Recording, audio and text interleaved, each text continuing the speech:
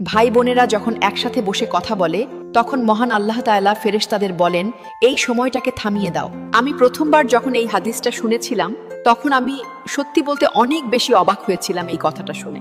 কিন্তু পরে যখন আমি এই হাদিসটার বিস্তারিত ব্যাখ্যাটা জানলাম তখন আমার মনে অনেক বেশি কষ্ট লেগেছিল।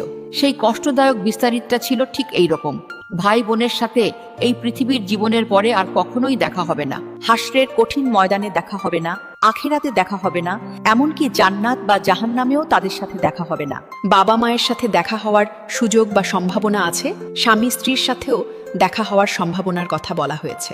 এমনকি নিজের ছেলে মেয়ের সাথেও দেখা হতে পারে, কিন্তু ভাই বোনের সম্পর্ক শুধু এই দুনিয়া পর্যন্ত সীমাবদ্ধ।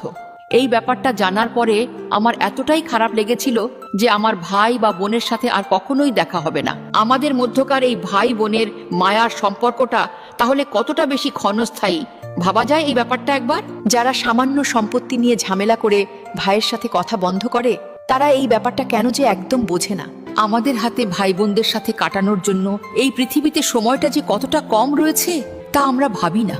এই এত অল্প একটু সময় নিয়ে পৃথিবীতে এসে আমরা সামান্য ঝগড়া বিবাদ করে মায়ের পেটের ভাই বোনের মুখ দেখি না। কি দরকার ভাই বোনের উপর মনে এত রাগ বা কষ্ট পুষে রেখে?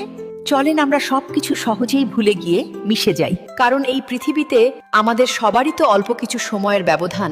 তারপরে তো একদিন সবকিছুই শেষ হয়ে যাবে।